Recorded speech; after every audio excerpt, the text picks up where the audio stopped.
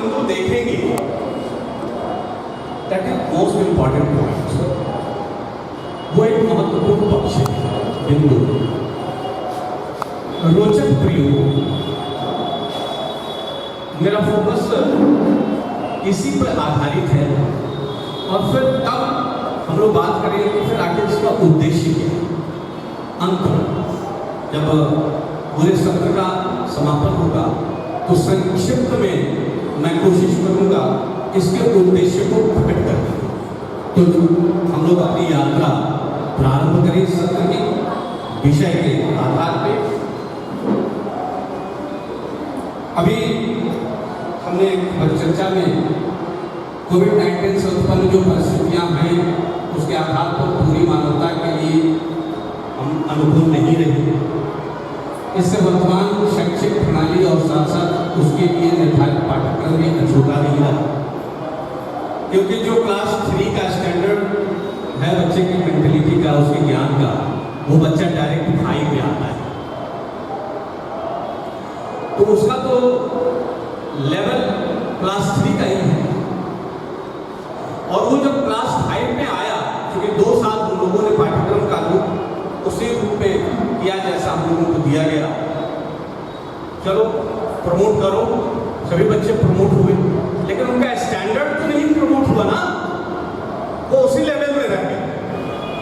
अब उस परेशानी को हम लोगों ने झेला और झेल रहे।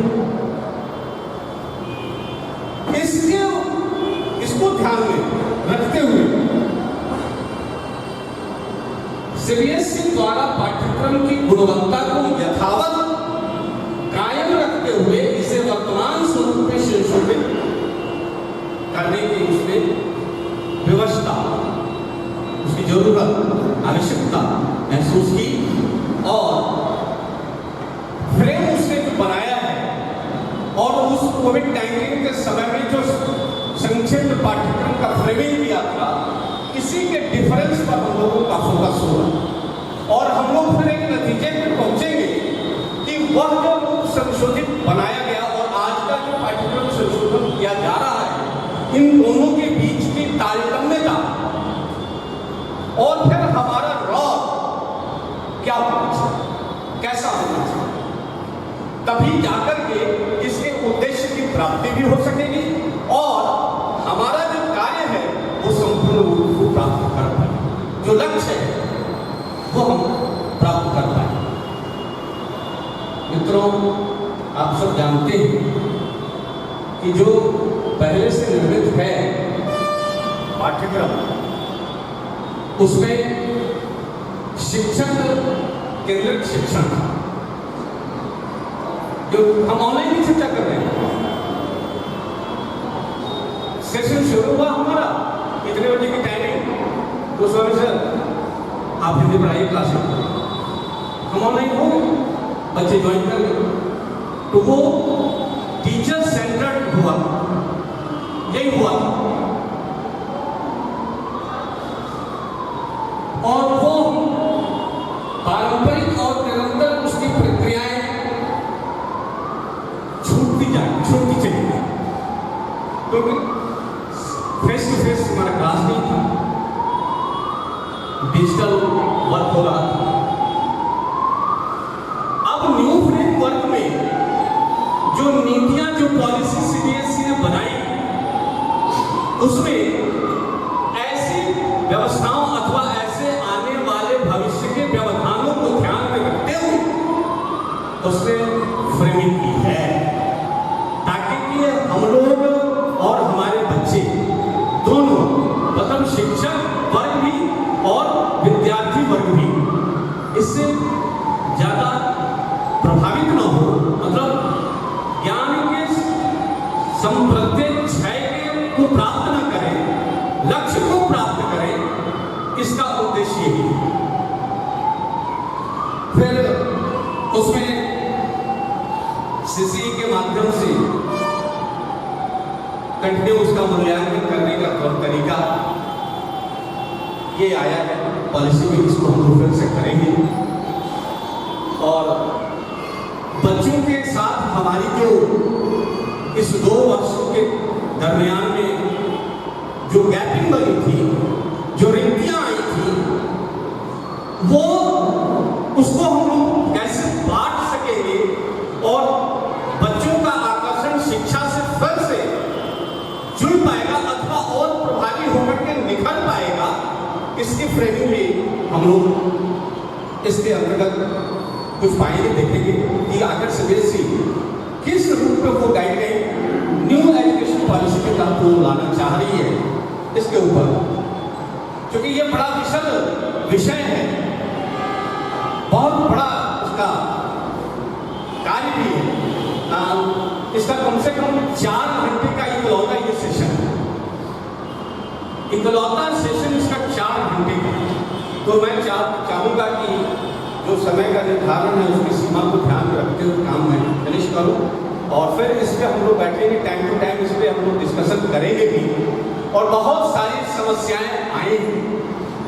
ये स्वतः प्रभुत है, ये उत्पन्न होंगी और वो जैसे जैसे उत्पन्न होंगी और जो सीबीएसई का गाइडलाइन है उसी के आधार पर लेंगे, क्योंकि टाइम टू टाइम वर्कशॉप हो ही रहा है और उस वर्कशॉप के हिसाब से हम लोग जो जाएंगे वो आकर के हम सबको ट्रेंड करेंगे।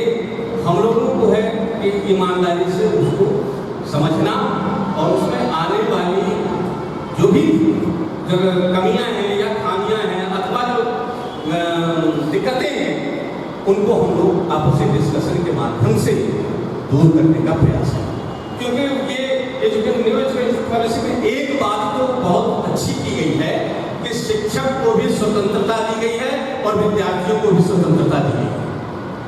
ये बिल्कुल साफ समझ लें, उनको भी अभिव्यक्ति का की आजादी का पूरा अधिकार प्राप्त हुआ है तो हम लोगों को भी प्राप्त हुआ है। वो पूरा फ्रेमवर्क उस पर आपको बिल्कुल जो सीबीएसई का जो साइट है उसमें आप सब लोग जुड़ जाएं, मेरा सबसे निवेदन है, और जुड़ करके आप उस पर टाइम टू टाइम आने वाले आवश्यक निर्देशों का मूल्यांकन करें और उस पर अपना विचार भी व्यक्त करें, क्योंकि ये पूरे राष्ट्रीय स्तर पे ये एक तरह से पूरा कार्यक्रम चल रहा है और इस कार्यक्रम के माध्यम से वैचारिक अन्वेषण का काम भी चल रहा है, खोज चल रही है कि आखिर इन पॉलिसियों से हमारा आने वाला भविष्य कैसा सजेगा, कैसा संवरेगा, कैसा निर्मित होगा, वो कितना कुशल होगा, अकुशल होगा। इस पे आज की हमारी जो ये आचार्य ग्रुप की जो व्यवस्थाएं हैं ये क्या चिंतन कर रही है, इस पे उनका अपना चिंतन होना चाहिए, अभिव्यक्त होना चाहिए और यहाँ फिर हम लोग डिस्कशन में भी इस पर विचार करें, मंथन करें, चिंतन करें।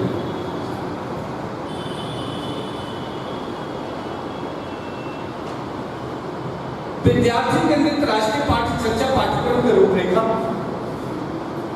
अधिगम की विविध प्रक्रिया, शिक्षक केंद्रित अधिगम, फिर समन्वयात्मक कक्षा ग्रुपिंग वाला और अनुभव आधारित अधिगम जिसमें वो एक्सपीरियंशियल जो लर्निंग होती है उसके आधार हमारा काम होगा। ये न्यू एजुकेशन पॉलिसी का फ्रेमवर्क यही है और हम सबसे निवेदन करेंगे कि सब लोग इसको थोड़ा सा ध्यान दे देंगे तो बहुत आसानी से अपने आने वाले शिक्षण गतिविधियों को सुचारू रूप से करने में आप सफल भी हो। और मैं बड़े शॉर्ट इसको लेकर क्योंकि बहुत लंबी यात्रा है इसमें विविध विषयों के एकीकरण द्वारा अधिगम आदि बहुत सारे विषय हैं। साइंस एसएसटी के ऊपर तो इसमें इतना बड़ा चेंजिंग आएगा न्यू सिलेबस में, रवि सर समझ रहे हैं इस बात को। जो साइंस वाले हमारे शिक्षक हैं उनको प्राइमरी से लेकर हायर तक का वो फ्रेमवर्क है और इसमें फोकस का सेंटर पॉइंट है वो मल्टी डिसिप्लिनरी, एकदम जिसको आप जिस रूप से स्वतंत्र कहें कि इसका हमारे बच्चों के मानसिक या फिर शारीरिक इन सबका विकास उनके चिंतन, उनकी बौद्धिकता का कैसे होगा ताकि कि वो राष्ट्र की मुख्य धारा के लिए योग्य धारक बन सके। क्योंकि हमारा तो उद्देश्य वही है, हम गढ़ने वाले कुम्हार हैं, बच्चे हमारे कच्ची मिट्टी हैं, उस कुम्हार के ऊपर डिपेंड करता है वो कितना सुंदर पात्र तैयार करता है। और वह तभी हो सकता है जब विषय की प्रस्तुति हमारा रोचक, विषय ध्यान में रखेंगे आप कि उद्देश्य और रोचक प्रयोग, यही हमारा मुख्य पॉइंट है डिस्कशन। आज आवश्यकता अनुसार और समयानुसार कुछ परिवर्तन अपेक्षित और अनिवार्य हो गए। पहले भी राष्ट्रीय पाठ्य चर्चा विद्यार्थी केंद्रित थी और आज भी है, परंतु परिवेश में अप्रत्याशित परिवर्तन आ गया। हमारा तो जो एक लैंग्वेज है हमारा, इसका इस प्रयोग में महत्वपूर्ण भूमिका निभा रहा है। अब सरकार ने इसकी भी छूट दी है कि क्षेत्रीय भाषाओं में आप अपने इस अधिगम को बच्चों के बीच में तैयार करवा सकते हैं। तो जो उसका मुख्य उद्देश्य है उसको वो सफलतापूर्वक चाहता है कि वो बच्चों के अंदर उसके मानसिक चित्रण में उसके भाव को डाल दें। क्योंकि हम अपनी भाषा में, अपनी मातृभाषा में, मतलब जिस क्षेत्र से हम बिलोंग कर रहे हैं उसमें यदि हम अपने भाव को प्रकट करते हैं तो हमको लगता है कि सहजता को अनुभव करते हैं, हम सहज रूप में अपने भावों को प्रकट कर पाते हैं। लेकिन हम किसी दूसरी भाषा में प्रयोग करने के लिए यदि हमको बांधा जाए तो शायद हमको लगता है कि जो हमारी अभिव्यक्ति हमारी मातृभाषा में होगी वो दूसरी भाषा में नहीं होगी। तो शायद इसका एक उद्देश्य ये भी है और इसके आधार पर वो रोचक बन भी है और बड़ा अच्छा इसका फ्रेमवर्क है। आगे की स्लाइड में हम पूर्ण करेंगे। शिक्षण प्रक्रिया में प्राचार्य, शिक्षक एवं प्रशासन की भूमिका अत्यंत महत्वपूर्ण है, किंतु परिस्थितियां प्रतिकूल हैं, अतः इस संशोधित पाठ्यक्रम की आवश्यकता महसूस की गई। ये उस 2 साल के संदर्भ की बात है जो कोरोना के कारण प्रभावित हुई थी। अब हमारा जो तरीका है मूल्यांकन का, उसमें हम लोग उसको रूप में विभाजित किया गया है, एक फॉर्मेटिव असेसमेंट और दूसरा समेटिव असेसमेंट। ये 2 वर्गों में हम काम करते हैं और ये लेखन पर आधारित कार्य होता है। फिर न्यू फ्रेमवर्क में कह रहा है, जैसे हम लोग 20 मार्क्स का जो हम लोग बांटते हैं कि सब्जेक्ट एंगेजमेंट और बुक, और एक और पॉइंट क्या है वो 20 नंबर वाला सब्जेक्ट एंगेजमेंट। हाँ, ये जो 3 काम किए गए हैं, ईमानदारी से हम लोग इस बात को स्वीकारेंगे कि हम लोग केवल फॉर्मेलिटी करते हैं, वास्तविकता इससे परे है। अधिगम कह रहा है कि नहीं, इसका जो मुख्य उद्देश्य है वो उस अधिगम को प्राप्त करने के लिए वो सब्जेक्ट एनरिचमेंट उसमें कितना परसेंट आया। आप एक चार्ट, हमको याद है हम लोग एक 2-3 पेज को उसको क्या कहते हैं, शार्ट करके शामिल करके और एक चार्ट बनाते थे और उस चार्ट में मंथ वाइज वो बच्चों का बना रहता था और उसमें हम लोग बनाते थे कि किस विद्यार्थी ने कितना परसेंट सब्जेक्ट एनरिचमेंट किया। वो हो सकता है उसकी कॉपी होगी तो हम आपके सामने जरूर रखेंगे। आप लोग भी किए होंगे, जो हमारे पुराने हैं शिक्षक, उनको पूरा याद होगा कि वो ये सब काम लोग करते थे। ये उनके अधिगम की प्राप्ति का सबसे सुंदर तरीका था। प्रोजेक्ट देते थे, प्रोजेक्ट में मार्क्स डालते थे, उसका भी हम लोग कैटेगराइजेशन करते थे ग्रुप 1,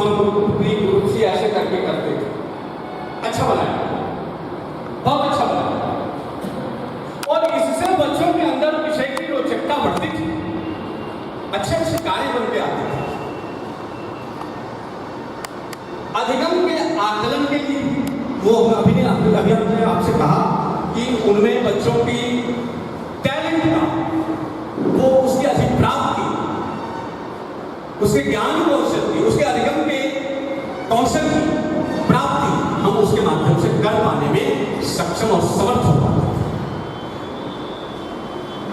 फिर जब विद्यार्थी की जब उसकी चर्चा की गई है तो उसमें लिखा है कि विद्यार्थियों को केंद्र में रखकर, मतलब सेंटर में निम्नलिखित बिंदुओं को ध्यान में रखना चाहिए। शिक्षार्थियों का मानसिक व शारीरिक विकास हो, वो अपने आप को ह्यूमिलिएट फील ना करें अथवा हरास मत फील करें अथवा उनके अंदर किसी प्रकार की हीन भावना ना आए, उनके अंदर सब वो चारित्रिक गुण भी आए। विशेष विद्यार्थियों को वरीयता रखते भी हैं, विषय वस्तु की अधिकता की अपेक्षा प्रतियोगिता आधारित योग्यता का अधिक महत्व, ये न्यू फ्रेमवर्क ये शामिल हुआ। और इसी को आधार पर रख करके हम लोगों ने क्या किया, एमसीक्यू भी रखा। ये एमसीक्यू का जो कंसेप्ट है ये यही है, प्रतियोगिता आधारित। हाँ, बात अब चूंकि आ ही गई है तो हम लोगों ने क्या किया कि जो उसके एक्सरसाइज में दिए गए हैं हम लोगों ने उन्हीं से ले, हम लोगों को थोड़े परिश्रम की और आवश्यकता है। हम लोग उस पाठ में से निकालें और उसके कुछ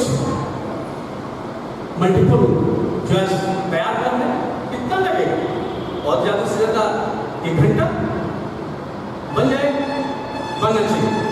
तो ये ध्यान रखना चाहिए ताकि पाठ की परिचर्चा का पूरा अध्ययन बच्चे करने के लिए विवश हो, स्वयं सेल्फ रूप में। और फिर जीवन जीने की कला, शायद मुझे याद है कि एसएसटी का पाठ पढ़ाने वाला, साइंस का पाठ पढ़ाने वाला विद्यार्थी शिक्षक उन विषय वस्तुओं के बीच से जीवन के मूल्यों पर आधारित कुछ अधिगम निकाल लिया करता था और उन अधिगमों के आधार पर बच्चों को उस विज्ञान के तत्वों के साथ जुड़ने की और उसके महत्व की, उसके प्रयोग के सकारात्मक पक्ष और नकारात्मक पक्ष दोनों को वो रखने का प्रयास करता था। इससे बच्चों के अंदर उसके यूज और मिसयूज दोनों के ऊपर चिंतन का असर होता था और वो जो ज्ञान प्राप्त होता था वो बहुत सटीक होता था, बड़ा सही होता था। और हमको लगता है कि आज उसी की आवश्यकता ज्यादा है। हम लोग सिलेबस को कंप्लीट करने के चक्कर में शायद अपनी पीढ़ियों को अधूरा तैयार कर, इसलिए विषय को ऐसा रखें ताकि कि वह विद्यार्थी हमारा जीवन के क्षेत्र में आने वाली हर चुनौतियों का डट कर मुकाबला करने में सक्षम हो सके।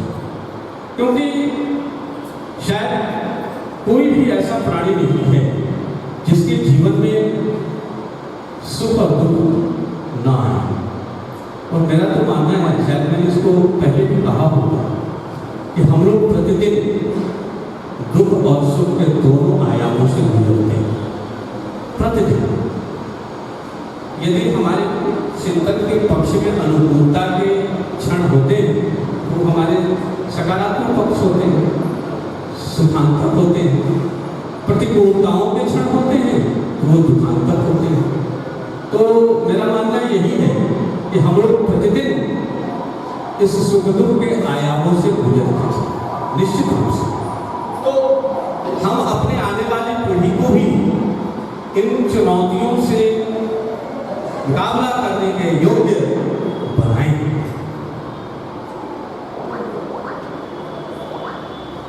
कोविड-19 के समय पर बच्चे घर पर और चिंतित क्यों? पाठ्यक्रम पूरा तैयार नहीं हुआ। कैसे हुआ? और ये हम लोग पाए थे, ये सभी पाठ्यक्रम अधिगम पर आधारित है, केवल पाठ पर आधारित न रहे। अभी तो सीबीएसई द्वारा उपलब्ध ई पाठशाला 70,000 वीडियो और ऑडियोज ये उस पर अपलोड हुए। तो आप हम सबको इसके माध्यम से सहायता प्राप्त करके हम उन नवीन अधिगमों को समझ सकते हैं, जान सकते हैं और अपने बच्चों को मुहैया करा सकते हैं, उपलब्ध करा सकते हैं, जिससे कि उनका लाभ उनको प्राप्त हो। स्वयं के निर्देशन में और अभिभावकों के सहयोग से जो भी आपकी गतिविधियां तैयार की गई हैं, उनको पूरा कराने में आप रुचि रखें। कक्षा में सभी प्रकार के साधन युक्त, अपेक्षाकृत अल्प साधन युक्त एवं साधनहीन विद्यार्थियों को ध्यान में रखें, क्योंकि ये तीनों वर्ग हमारे समाज में उपलब्ध है और हमारे विद्यालय में भी उपलब्ध है।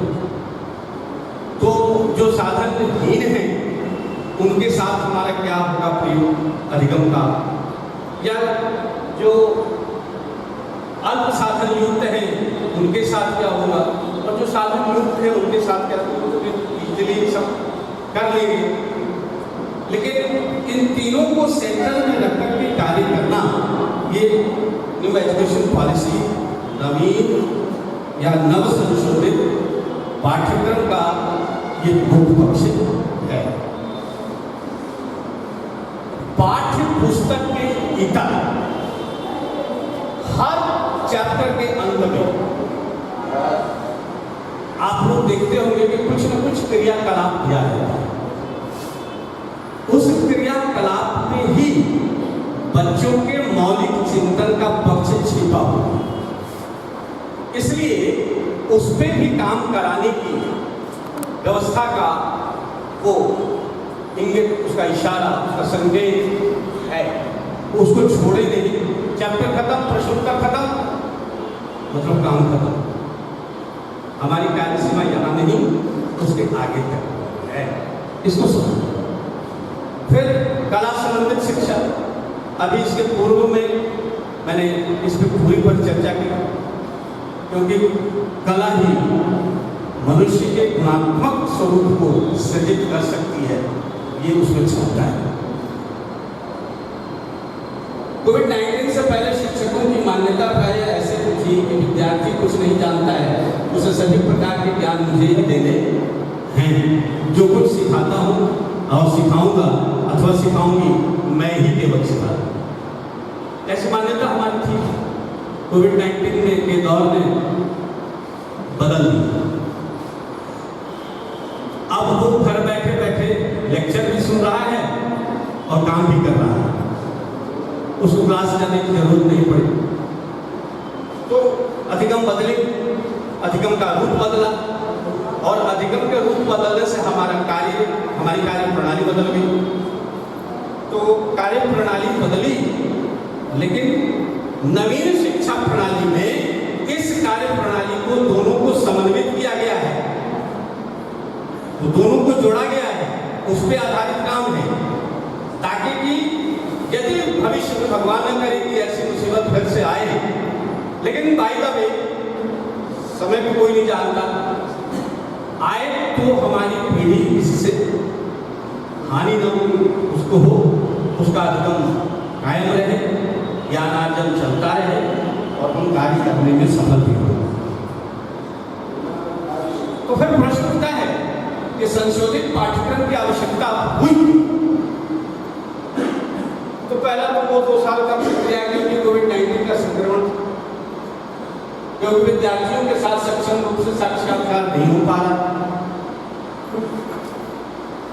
तो पहले की अपेक्षा स्तरानुसार कैटेगरी वाइज अथवा क्लास वाइज शैक्षिक पाठ्यक्रमों का सूक्ष्म वर्गीकरण किया और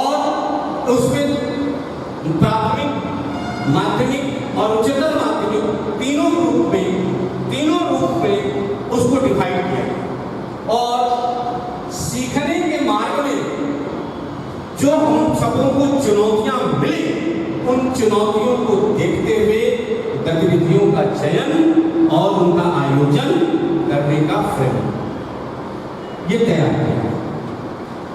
अध्याय अथवा पाठ्य पुस्तक के अनुसार वो गतिविधियां बनाना, गतिविधियों के द्वारा विद्यार्थियों के अधिगम का मूल्यांकन, उसको 3 रूप में 3 मतलब उसको देश दिए गए, अभिभावक के द्वारा भी हो, शिक्षक के द्वारा भी हो।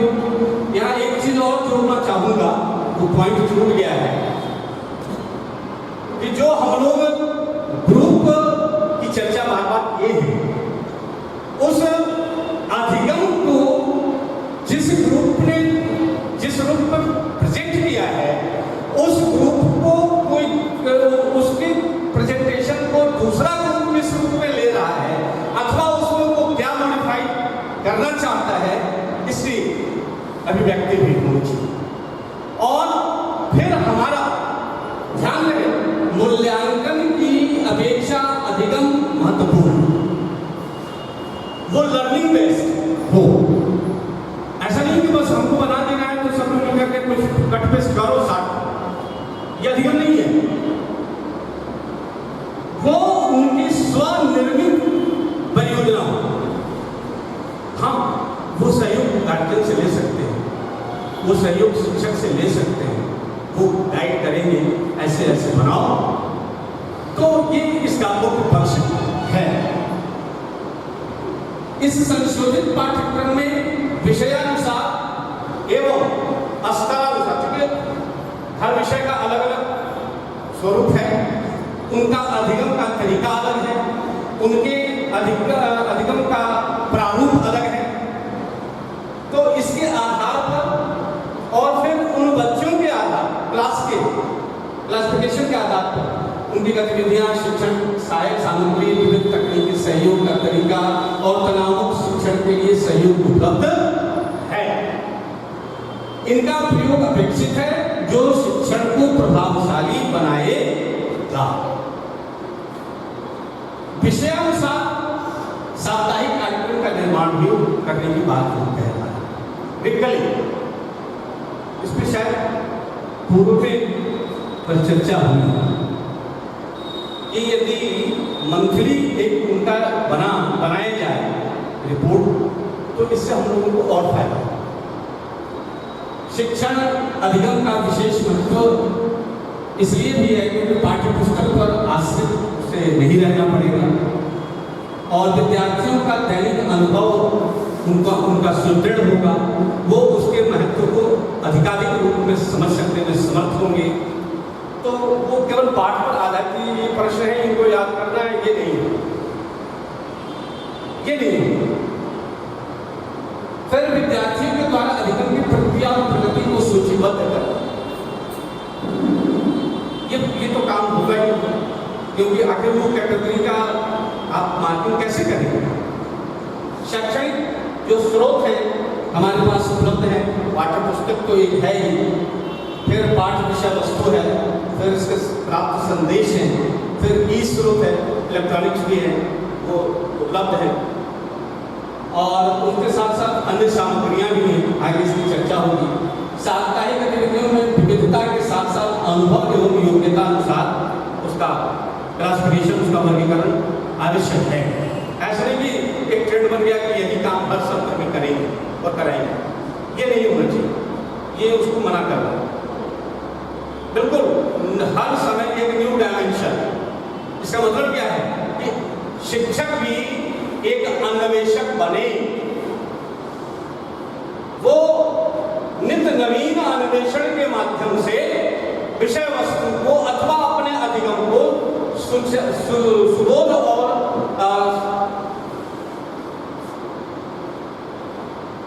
सुबोध और नवीन बना सकते, क्योंकि उसमें नवीनता यदि नहीं है तो वो अप्रभावी हो। संशोधित पाठ्यक्रम की विशेषताएं या चयनित एवं संख्या की दृष्टि से कम पाठों के सूचित प्रयोग का मार्ग दर्शाता है। यह संशोधित पाठ्यक्रम लचीला या सुधार हेतु आमंत्रित है, विशेष रूप से छात्र के संदर्भ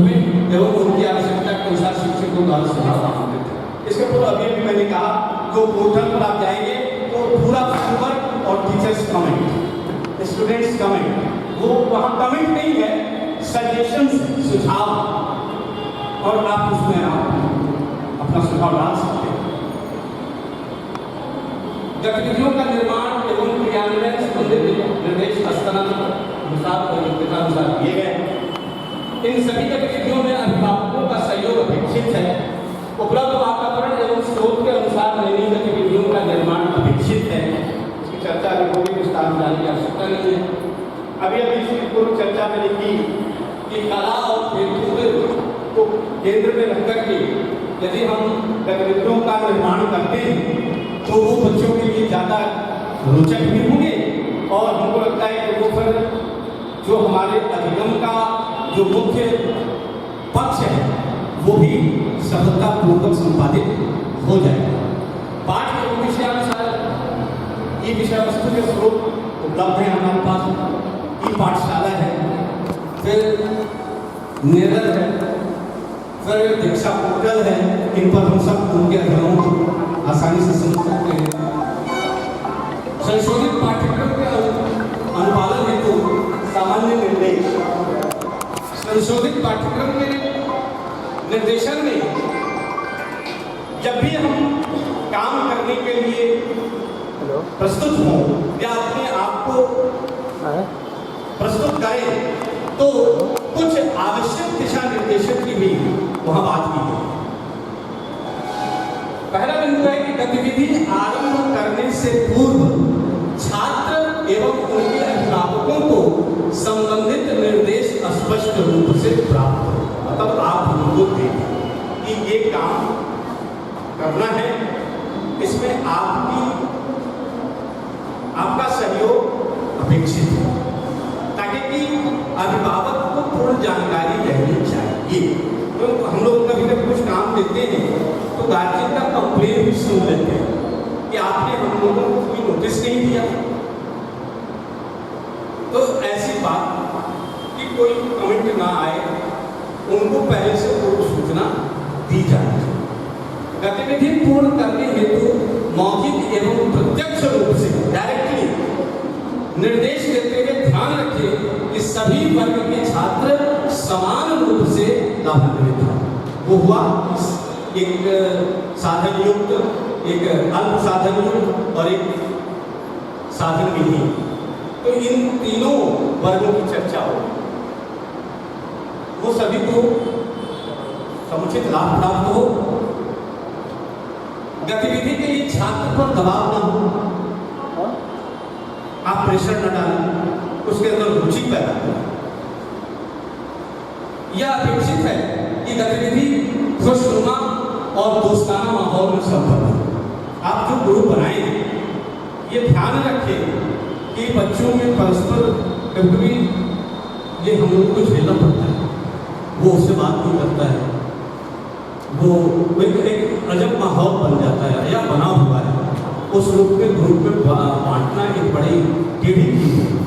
तो उस रूप में आपका हमारा सबका दायित्व बनता है कि हम चयन ग्रुप का इस हिसाब से करें कि प्रतिद्वंदिता तो रहे लेकिन वैमनस्यता न रहे, प्रतिद्वंदिता रहे, कंपटीशन रहे, लेकिन जेलसी नहीं रहे।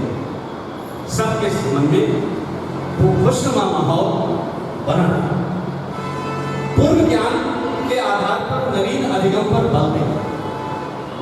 अभी इसकी चर्चा मैंने की, वो ट्रेडिशनल परंपराएं नहीं, कुछ नवीन अन्वेषणात्मक गतिविधियों के द्वारा छात्र में तार्किक क्षमता, वो उसके अंदर वो लॉजिकल कंसेप्ट या फिर कहें कि उसका वो थिंकिंग डेवलप करना एवं भाषिक संप्रेषण, वो जिस लैंग्वेज में हिंदी या अंग्रेजी में जो बोल रहा है उसकी क्षमता में वृद्धि हो। फिर गतिविधि पर आधारित उपयुक्त मात्रा में अभ्यास पत्र का निर्माण अपेक्षित है। उसका हम थोड़ा थोड़ा अभ्यास पत्र भी बनाएं और उसको ग्रुप में बांटें, और ये हम पूर्व में तैयार करके रखना होगा ताकि कि इससे सारे बच्चे आसानी से समय पर समय से लाभ प्राप्त कर सकें। अधिगम आदान प्रदान की योजना, वो प्लानिंग कैसी होनी चाहिए? छात्र केंद्रित होनी चाहिए। छात्र को हमें पूर्ण सहायता प्रदान करना चाहिए। छात्र को स्वयं सीखने के लिए प्रेरित करना चाहिए। जैसे पाठ के किसी हिस्से से प्रश्न निर्माण करना, मैंने आपको बताया क्वेश्चन एंड मेथड, कि पाठ में जो दिए गए प्रश्न हैं इनके उत्तर, इनसे हट करके बच्चों से हम कहें कि आप 2 प्रश्न बनाएं अतिरिक्त, और उन 2 प्रश्नों को जो बनाएं उसका उत्तर भी आप स्वयं क्या, तो इससे ये कला उनमें विकसित होगी। 9-10 में मैं इसको इम्प्लीमेंट करता हूँ, मैं इसका प्रयोग करता हूँ, और इससे काम आसान, हमको उनको प्रेशर देने की जरूरत नहीं है कि चैप्टर को ठीक से पढ़ना, चैप्टर को ठीक से पढ़ना। अरे भाई, प्रश्न निर्माण तभी करोगे जब चैप्टर पढ़ो, क्योंकि वो बिल्कुल पहले ही निर्देशन दिया जा चुका है कि पाठ में दिए गए जितने भी प्रश्न हैं अभ्यास के, उनमें का कोई प्रश्न नहीं होना चाहिए। तो वो पढ़ेंगे, और पढ़ेंगे तो फिर प्रश्न बनाएंगे, और बनाएंगे तो फिर उत्तर भी लिखेंगे। हाँ, हमारा दायित्व है कि यदि वो बच्चा प्रश्न भी बनाया, उत्तर भी लिखा, लेकिन शायद वो टू द पॉइंट नहीं बना, उसका अप्रोच सही नहीं, उसमें कुछ और जरूरत है, यही हमारी आपकी भूमिका है। यहां हम कहेंगे बेटा इसमें आप एक पॉइंट और लिखिए, इसको जोड़ दीजिए, और आप फिर अपना विचार रखें, और फिर बच्चों से ओपिनियन लें। एम आई राइट? तो बच्चे कहेंगे यस सर। इससे क्या हुआ कि प्रश्न एक बच्चा बनाया, और उस बच्चे के द्वारा जो प्रश्न बनाया गया वो बच्चा दूसरा नहीं बनाया। हम लोग जांचते हैं कि इस प्रश्न को किसी और ने बनाया है, नो सर। इसका उत्तर, तो जिसने प्रश्न बनाया है उससे उत्तर हम पहले नहीं सुनते हैं, वो उत्तर हम बाकी बच्चों से सुनना चाहते हैं कि इस पर उनका चिंतन क्या, चूंकि उन्होंने प्रश्न बनाया नहीं है, लेकिन हो सकता है कि उसका उत्तर वो जानते हो, तो उनसे उसका उत्तर सुन लेना, और फिर अंततः उनसे पूछना जिन्होंने बनाया है कि क्या इन लोगों ने जितना भी इन लोगों ने जो बातें रखी, क्या वो आपके उत्तर से मैच कर रही है? तो किसी बच्चे के पास कहा कि सर मैंने इसको थोड़ा दूसरे तरीके से लिखा है। ये अधिगम की कुशलता का कार्य है, यही हमारा उद्देश्य है। किसी विषय पर चर्चा आरंभ करें और उन्हें सौंप दें, कार्य सौंप दें, आवश्यकता अनुसार हस्तक्षेप करें, विस्तार हेतु उन्हें अवसर दें, ये सब उसकी वर्क प्लानिंग है, उसका काम है। यह प्रक्रिया छात्रों के मानसिक स्तर को समझने में सहायक होगी। आखिर उनका थिंकिंग लेवल कैसा, किस रूप में वो क्रिएट हो रहा है, तैयार हो रहा है, इसको समझने में हमको सहायता मिलेगी। अधिगम हेतु सुझाव, उसमें थोड़े सुझाव आवश्यक है। सभी छात्रों को समूहों में बांटकर गतिविधियों द्वारा विषय का सरलीकरण करते हुए शिक्षण करें। इसकी चर्चा मैंने बताई थी आपको पहले ही, और चंदन सर ने भी बात रखी कि जिस भी हम अधिगम को दें, उस अधिगम को के बारे में पहले बच्चों को ठीक से बताएं, और सर रूबी मैम उसको सरल से सरलतम जो भी तरीका हो, ताकि कि वो बच्चे आसानी से समझ सकें, उसी का हमको प्रयोग करना है। और समूहों को फिर उप समूहों में बांटे, फिर उनको अलग अलग करें, ताकि कि वो आपस में चर्चा सही ढंग से कर सके। ये जो ग्रुप यहाँ दिया गया है, ये कोरोना काल में किया था, आज के डेट में हम लोग करते हैं, तो हमारा अधिगम तो पता नहीं मनसरवा नाला में चला जाएगा और उनका निगम दूसरा चालू हो जाएगा। तो यहाँ ये नहीं करना है, ये नहीं, ये उस परिवेश के लिए है जिस समय हमारी स्थिति प्रतिकूल थी। तो हम लोगों ने बनाया था, वो बनाया भी था, हम लोग उसमें जुड़े हुए थे ताकि कि कोई सूचना आदान प्रदान होती भी है तो हम उसके देख पाए।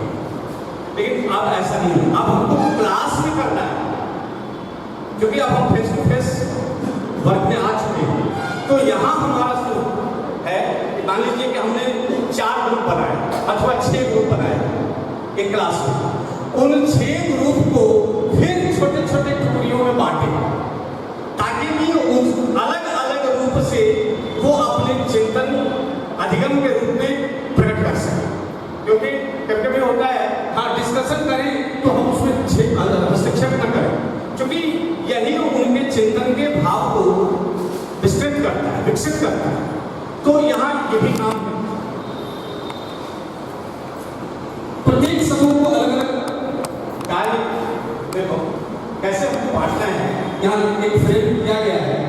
जैसे मान लीजिए कि हम कोई पाठ को लिए उसका वाचन कर रहे हैं तो पाठ पढ़ने से पूर्व ये एक बना समूह एक, पाठ पढ़ने के दौरान ये बना ग्रुप 2 और फिर पाठ करने के पश्चात ये बना ग्रुप 3। अब इन तीनों को हमने पहले ही कह दिया, निर्देशन दे दिया कि देखो क्योंकि ये पूर्व की कक्षा में दिया जा चुका है कि हमको कल इस पाठ को पढ़ना है, हम पढ़ाएंगे तो आपको इस पाठ को पढ़ करके आना है, ठीक है। सभी बच्चे नहीं पढ़ सकते और 100% कार्य भी नहीं हो पाए। तो हम क्लास में इन करेंगे तो हम पहले हमारा काम क्या होगा कि कल का वर्क याद है, बच्चे कहेंगे कि यस सर, लेकिन जो करेंगे वही कहेंगे यस सर। ये पहचान का सामान्य तरीका है। तो जिन्होंने यस सर कहा वो ग्रुप 1 में आए, बहुत आसान तरीका बता रहा हूं, वो ग्रुप 1 में आए। अब आप उस पाठ को पढ़ा रहे हैं तो जो ग्रुप 1 वाले पढ़ करके आए हैं वो आपके उस पढ़ाने वाले या दिए जाने वाले लेक्चर को भी सुन रहे हैं। तो अब इसमें से जब आप अपना लेक्चर खत्म कर रहे हैं, एक शॉर्ट लेक्चर 10 मिनट का होगा पाठ को अभ्यास करने में, तो वो रीडिंग सिस्टम को मैं नहीं कह रहा हूं, आपकी अपनी अभिव्यक्ति about the topic and lesson उसके बारे में बताना, चर्चा करना। तो उस पाठ पढ़ाने के दरमियान में आप वाच कर रहे हैं कि जो आप पढ़ा रहे हैं इसको कौन कौन बढ़िया से सुन रहा है। तो आपने जैसे ही अपना लेक्चर खत्म किया तो आपने कहा कि बात समझ में आई, तो बच्चे कहेंगे यस सर।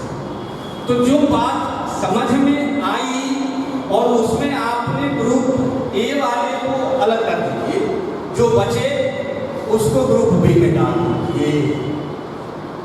अधिक संख्या है उसी का 2 भाग कर दीजिए, उसको ग्रुप 3 बना दीजिए।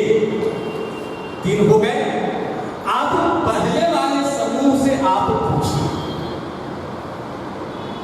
पाठ पढ़ने के दौरान वाले के से पूछिए और पश्चात वाले से पूछिए। आप देखिएगा तीनों के 3 बिंदु वाले भाव आपके सामने आएंगे। That is the process of learning, और यही इसकी कुशल प्रक्रिया है, प्रणाली है। और हर विषय में मेरा मानना है कि ये मैथ को एक्सेप्शन में रख लिया जाए, मैथ को छोड़ दें। शायद मेरी समझ से बाकी सभी विषयों में यह प्रयोग बहुत सफल प्रयोग होगा। अब जरा कैटेगरी को ध्यान से सुनिए। पूर्व, दौरान, पश्चात। शिक्षक पाठ से संबंधित पूर्व ज्ञान पर आधारित प्रश्नों द्वारा समूह पाठ की भूमिका, परिचय, पूर्व मीमांसा पर चर्चा। मीमांसा, मीमांसा,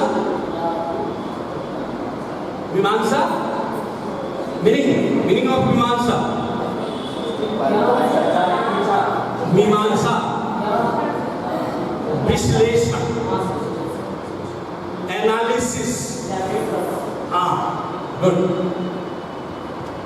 चर्चा करेंगे, उनके अनुभवों के आधार पर विचार विमर्श करें। ग्रुप 1 की चर्चा हो रही है, जो पूर्व में पढ़ने वाले ग्रुप। फिर उनसे हम प्रश्नों के द्वारा पाठ के अंतर्गत कुछ पर चर्चा करेंगे। फिर कुछ चित्रों के द्वारा, शब्द निर्माण के द्वारा, कुछ श्रव्य गतिविधियों के द्वारा, ये सब उसके पाठ से। फिर पाठ पढ़ने के दौरान पाठ के आकार के अनुसार वर्गीकरण करें उसका। फिर शब्द निर्माण, शब्द भंडार, शब्दार्थ और सरलार्थ, इतने भाग आपके हैं करने का निगम आप दे सकते हैं। प्रश्न निर्माण से उत्तर पर चर्चा, इसके भी हमने चर्चा की। हर प्रकार के प्रश्न, सही गलत वाले, वैकल्पिक प्रश्न, लघु प्रश्न या फिर दीर्घोत्तरी प्रश्न, ये सब आप उसके पाठ कर सकते हैं और इसके आधार पर आप प्रश्नोत्तर भी कर सकते हैं। फिर पाठ पढ़ने के पश्चात ऐसी गतिविधि जो पाठ्य पुस्तक से इतर, आप सब जानते हैं, खास करके लिटरेचर वाले भी, साइंस वाले भी, सोशल साइंस वाले, कि चैप्टर के लास्ट में प्रश्नोत्तर वाले के कार्य के बाद कुछ एक्टिविटी का काम होता है, उस पे कहना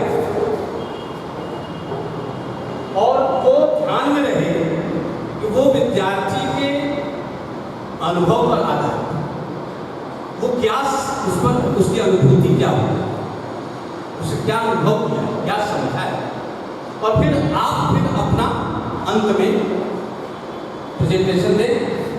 फिर व्याकरण संबंधी गतिविधियां भी हैं, लेखन संबंधी गतिविधियां भी हैं, ये सब आप उसके पढ़ने के पश्चात कार्य करा सकते हैं। फिर डायलॉग रोल प्ले भी करा सकते हैं बच्चों से, वाद विवाद करा सकते हैं, दो ग्रुप में बांट करके बिंदु कोई विषय वस्तु दे दे, उस पर निर्धारित कर दें, उनके फेवरेट डिस्कवर में आप कर लीजिए कथन करने के लिए। पाठ का नए ढंग से अंत का प्रयास करें। प्रतिक्रिया संबंधी चर्चा हो कि वो बच्चों के अंदर उस पाठ का या आपके लेक्चर का क्या अनुभव, वो अपनी प्रतिक्रिया दें, ताकि कि उनके श्रवण की और चिंतन की दोनों क्षमता का विकास आप इससे आसानी से समझ पाए। फिर सहभागिता का मूल्यांकन, ये भाई बहुत बड़ा काम है, ये तो लगभग हम लोगों का छूट ही चुका है। कॉपरेशन बहुत बड़ा इंपॉर्टेंट काम है। यदि कॉपरेशन नहीं हो तो किसी भी लक्ष्य को प्राप्त नहीं किया जा सकता, चाहे टीचर्स टू टीचर हो अथवा टीचर्स टू स्टूडेंट हो अथवा स्टूडेंट टू स्टूडेंट। तो ये दिमाग में रखना होगा और बच्चों को स्वयं मूल्यांकन का अवसर दिया, क्योंकि मान लीजिए कि उनका प्रेजेंटेशन कोई खास नहीं रहा, तो हम ऐसी भाषा का प्रयोग कदापि न करें कि उनके भाव में किसी प्रकार का क्षय, हीनता नहीं आनी चाहिए उनके भाव। हमारा काम है उसको डेवलप करना, उनके स्टैंडर्ड को डेवलप करना, उनके मेंटल स्टैंडर्ड को भी और उनके एक्टिविटी का स्टैंडर्ड को, दोनों को हमको करना है। छात्रों को चुनौतीपूर्ण गतिविधि दें ताकि हर स्तर पर वे स्वयं का मूल्यांकन करना सीखे। आप शिक्षकों के निर्देशन में आपके द्वारा देते हैं जिसको बहुत आसानी से करके आगे हमने तो कराया है। तो कच्चे मिट्टी का भांडा फोड़ने से अच्छा है कि अच्छा बने, आपकी प्रशंसा हो, ऐसा वो प्रेजेंट किया जा सके, दूसरों के लिए एक उदाहरण बनाया जा सके, ये काम। उसमें गृह कार्य भी आप दे सकते हैं, वैकल्पिक प्रश्न बना करके लघुत्तर प्रश्न गृह कार्य के लिए दे सकते हैं, ओपन बुक क्वेश्चन भी दे सकते हैं, पुस्तक से विकल्प गतिविधियों पर आधारित प्रश्न दे सकते हैं। पहले हम लोग कराते थे एक्टिविटी तो प्रश्न दिया करते थे, अब ये सब हट गया, फिर महसूस हुआ कि ये जरूरी है, थोड़ा पाठबोध पर आधारित शिक्षार्थियों को प्रोत्साहित करें, उनमें शब्द निर्माण करने की क्षमता आप विकसित करें, उनमें शब्द के ऊपर अंत्याक्षरी कराएं ताकि कि नए नए शब्द उससे दें, निर्मित कर सके बच्चे, उसकी कला वो सीख सके। ऐसा नहीं कि गीत गाना कविता यही अंत्याक्षरी होती है, शब्द का निर्माण भी इसके ऊपर भी, इंग्लिश में भी हिंदी में भी शब्द निर्माण की, क्योंकि देखिए शब्द ही वो संपदा है जो वाचन और लेखन की कला को संपुष्ट कर सकता है। यदि आपके पास शब्द नहीं है तो आप अभिव्यक्त नहीं कर सकते, चाहे वो लिख करके हो या फिर बोल करके हो, नहीं कर सकते। क्योंकि शब्द उसको क्यों कहा गया वोकैबुलरी, शब्दकोश कहा गया। वो यदि है तो आप लेखन और वाचन में प्रयोग करने की कला से यदि आप गुजरे हैं तो आप कुशल, आप वाचक भी हो सकते हैं, कुशल लेखक भी हो सकते हैं। इसके बाद एक ऑनलाइन वो काम करते हैं, हमारे निशान सर खूब काम करते हैं इसमें। ऑनलाइन प्रश्न उत्तर भेज दिया, बच्चों की छुट्टी हुई, आपने डाल दिया कि ये बना करके सामने टाइम डाल दिया कि कितने बजे तक सबमिट करने का लास्ट टाइम है, आपको इसको बना करके डाल दिया। तो उसका नाम है कहूँ, वो टेक्निकल है, सब आपको किए हुए हैं। फिर पाठ के आधार पर आप परियोजना में प्रोजेक्ट दें बनाने के लिए बच्चों को। फिर नारा लेखन, कविता लेखन, पाठबोध के लिए अनुसार, खेलकूद गतिविधियां वातावरण के अनुसार, फिर अगली सत्र साल सदी के अनुसार नैतिक ज्ञान अथवा कला पाठ से आगे, किंतु पाठ के आधार पर ही सृजित हो ताकि कि उनके अंदर वो रोचकता बरकरार रहे या आ सके। पाठ से जो सीखा उसके आधार पर, बोध के आधार पर 2 प्रश्न देते हैं, व्यवहार के आधार पर जो अप्लाइड बेस होते हैं वो उस पर आधारित 2 प्रश्न देते हैं। फिर हायर थिंकिंग बेस जो उच्च स्तरीय सोचने की क्षमता के आधार पर 2 प्रश्न देते हैं। बस आपका एक पाठ के आधारित अधिगम तैयार। ये अब इसका निष्कर्ष क्या है? हटाए गए पाठों का वैज्ञानिक आधार, शिक्षक व छात्रों को शोध का आधार अथवा अवसर प्रदान करना और शिक्षकों व छात्रों को राहत। ये तो कोविड में थोड़ा सा चैप्टर खत्म करने के कारण थोड़ा राहत मिला था, लेकिन नवीन पाठ्यक्रम में जो हमारा संशोधित आ रहा है नया, उसमें हम लोगों को ये जो राहत की बात कही गई है, ये राहत की बात नहीं है। राहत की बात इसलिए नहीं है क्योंकि उसमें सीधा सीधा कहा है कि आप क्लास को शुरू करने से पहले स्वयं को प्रिपेयर करें रिटर्न में। ये कल मीटिंग हो सकता है, कभी कल हो, तो उसमें ये बात है निश्चित है। और प्रिंसिपल मैम हमारी वो मीटिंग करेगी, तो उनको सारे पॉइंट्स उनके पास है, पॉइंट्स सबों के पास है जो उसमें है। पाठ्यक्रम को ऐसे संशोधित किया गया है जिससे स्तर पर एवं उनके मानसिक विकास पर कोई प्रश्न चिन्ह नहीं लगता है और न ही शैक्षिक कार्यक्रम बाधित होता है। प्रत्येक विषय उपविषय और उसके स्वरूप पर गहन अध्ययन द्वारा उन हिस्सों को संशोधित किया गया जहां से मूल्यांकन हेतु प्रश्न निर्माण नहीं किए जाते थे या कम किए जाते थे। और इस आधार पर इसका